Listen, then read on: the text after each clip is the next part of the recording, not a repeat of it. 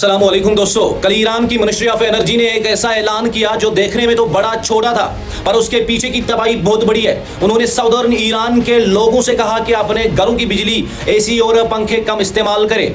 लेकिन क्यों दोस्तों? क्योंकि साउदर्न ईरान इस वक्त अमेरिका की शदीद हैवी बमबारी की लपेट में है। वहां का पावर इंफ्रास्ट्रक्चर तबाह किया जा रहा है और सोचिए, जहां का तापमान टेम्परेचर 50 डिग्री सेल्सियस को छू रहा हो, वहां सरकार को ऐसा कहना पड़ रहा है।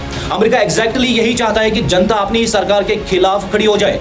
लेकिन दोस्तों, पिछले 6 रातों से अमेरिका ने ईरान के ब्रिजेस, रेलवेज, एयरपोर्ट्स और यहां तक कि अनाज के गोदाम तक नहीं छोड़े हैं।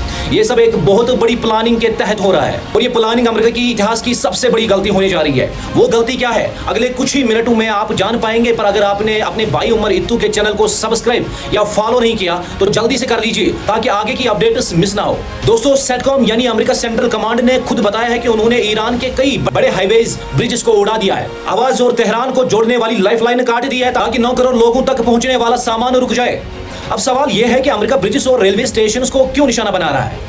ये कोई मिसाइल लॉन्चर तो नहीं है। ईरानियन एक्सपर्ट हमीद रजा अजीजी ने इसका बेहद खौफनाक खुलासा किया है।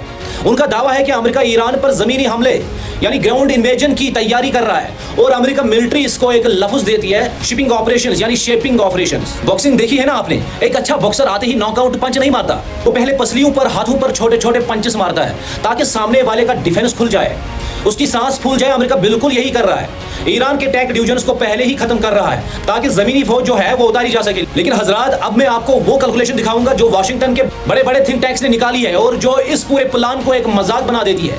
वाशिंगटन के टॉप कैटो इंस्टीट्यूट के मुताबिक अगर अमेरिका को ईरान पर पूरा जमीनी कब्जा करना है तो पता है कितनी फौजें चाहिए? 16 लाख। पूरे 16 लाख फौजी और अमेरिका के कुल एक्टिव फौज ही 21 लाख है, जिसमें से सिर्फ 20% ही लड़ने वाली फौजें हैं। बाकी तो कुकर्स, मैकेनिक्स और डॉक्टर्स हैं। कैटो इंस्टीट्यूट लिखता है कि सिर्फ एक शहर तेहरान पर कब्जा करने के लिए 6 लाख से ज्यादा फौजी लगेंगे। ये पता है कितना है? वेटमान वार में तैनात की गई पूरी अमेरिकन फौज के बराबर सिर्फ एक शहर के लिए। यानी बातें बड़ी बड़ी है, पर जमीन पर अमेरिका ऐसा करने की पोजीशन में बिल्कुल नहीं है।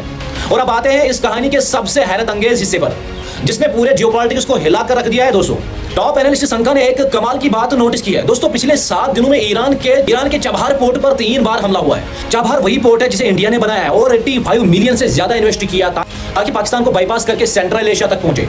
लेकिन मजेदार बात सुनिए, चबहार से 1000 नहीं, सिर्फ 72 किलोमीटर दूर पाकिस्तान का गवादर पोर्ट है, जिसे चाइना ने बनाया है। पिछले एक हफ्ते में गवादर पर एक छोटा सा अटैक तो छोड़िए, जिक्र तक नहीं आया। समझ रहे हैं आप, खेल जंग अमेरिका और ईरान की है, पर बिना एक गोली चलाए, बिना एक डॉलर खर्च किए फायदा किसको हो रहा है? चाइना को।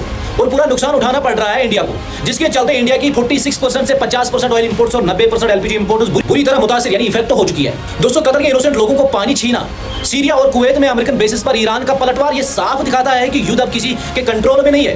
व्हाइट हाउस कह रहा है कि बातचीत चल रही है, पर अमेरिका पर आंख बंद करके भरोसा करना खुद के पैर पर कुल्हाड़ी मारने जैसा है।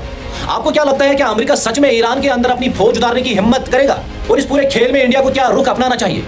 कमेंट बॉक्स में अपनी राय जो है वो जरूर लिखें। आपका भाई उमर इत्तू आपसे मिलेगा अगले वीडियो में। तब तक के लिए अपना ख्याल रखें। मिलते हैं नेक्स्ट अपडेट के साथ। तब तक के लिए मेरी तरफ से आप सब लोगों को अस्सलाम वालेकुम।